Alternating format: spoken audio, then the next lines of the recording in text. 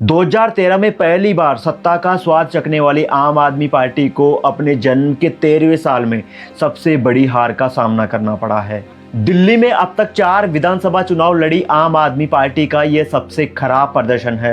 अरविंद केजरीवाल की अगुवाई वाली पार्टी 22 सीटों पर ही सिमट गई। शिक्षा, स्वास्थ्य जैसे क्षेत्र में क्रांति लाने का दावा करने वाली पार्टी आखिर क्यों अपने गढ़ में इस तरह ढह गई, आइए बात करते हैं। इस पार्टी की शुरुआत सबसे पहले एक झूठ से हुई थी। 2012 में आम आदमी पार्टी का गठन करने से पहले अरविंद केजरीवाल ने कहा था कि मेरी कोई राजनीतिक महत्वाकांक्षा नहीं है, मैं कभी चुनाव नहीं लड़ूंगा, मुझे सत्ता का कोई लालच नहीं।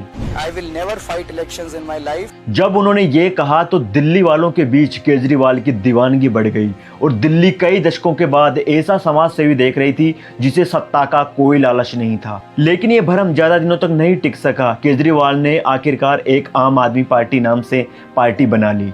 हम लोग इस देश के आम आदमी हैं, गिरे पड़े आदमी जो दुखी हैं इस देश के भ्रष्टाचार से, महंगाई से।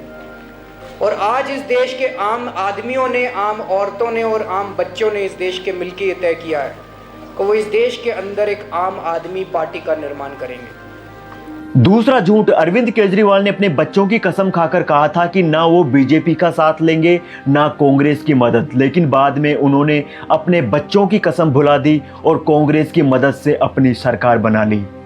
संदीप दीक्षित से मेरा दूर दूर का कोई लेना देना नहीं है और बच्चों की कसम है, ना बीजेपी से गठबंधन करेंगे ना कांग्रेस से गठबंधन।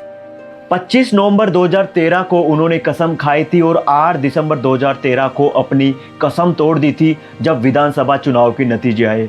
उस समय आपने 70 में से 28 सीटें जीती थी, कांग्रेस ने 8 और बीजेपी ने 31। तब अरविंद केजरीवाल कांग्रेस की मदद से 2013 में पहली बार सीएम बन गए थे। मैं अरविंद केजरीवाल मुख्यमंत्री के रूप में। तीसरा झूठ, 5 साल में 4 बार कुर्सी छोड़ने का ऐलान किया लेकिन एक बार भी अपनी कुर्सी नहीं छोड़ी।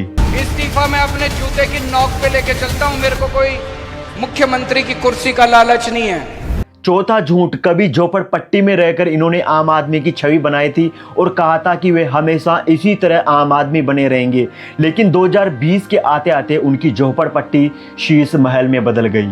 उनके कई झूठ, कई घोटालों के बाद जब पाप अपनी पराकाष्ठा पर पहुंचा तो उसके नतीजे आज हमारे सामने 27 साल बाद वहां बीजेपी की वापसी हो गई है।